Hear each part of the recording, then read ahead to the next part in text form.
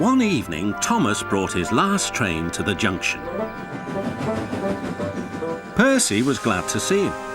"Are you on your way to the big station, Thomas?" "Yes, I am. Why?" "Because I'm going there too." "I think something's up." Toby looked at the sky.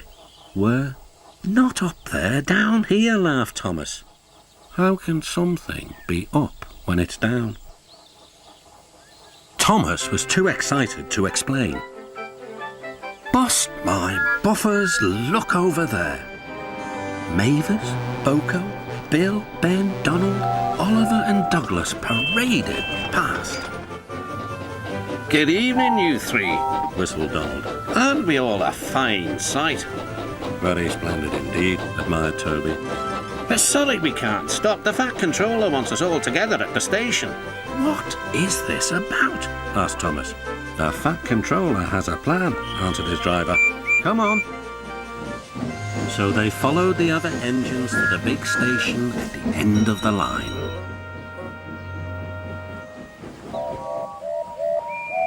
"Silent!" called the Fat Controller. "I have an important letter to read from a little girl who is 5 years old." "Dear Thomas and all the engines, please can I meet you? My friends say they would like to meet you too. You could come to my house for tea, but my mummy says there aren't any railway tracks to my house. Can you come to the station instead? Thank you very much." "It seems," continued the Fat Controller, "that there are many girls and boys who would like to meet you. Therefore, we are all going to the big city far away." "Hooray, hooray!" the engines whistled. "Silent!" called the Fat Controller. "Other engines will be working here while you are away, so please show them what to do." As Annie and Clarabelle were going to the big city too, Thomas and Oliver practiced with some other coaches.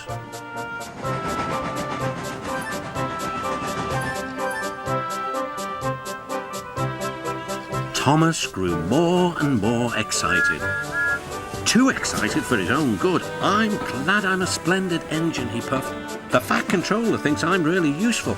I had a race with Bertie once. I whooshed through the tunnel and stopped an inch from the buffers." Then Thomas made his mistake. "Just like this," he boasted.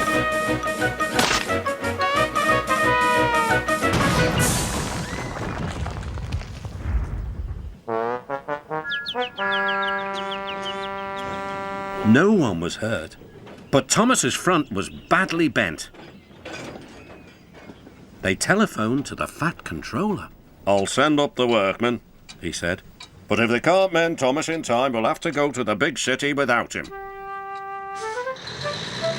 Poor Thomas. 8 o'clock next morning. The engines waited at the junction. Toby and Percy were each on a truck, and Duck had pushed them into place behind Edward. Gordon, James and Henry were waiting to lead off. They whistled impatiently. The Fat Controller looked at his watch. "I'll wait one more minute for Thomas, then we have to go."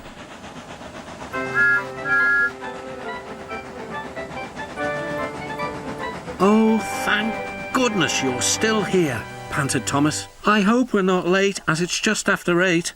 The guard blew his whistle and waved his flag. The engines cheered. "Look out, big city, here we come!" And the cavalcade puffed away.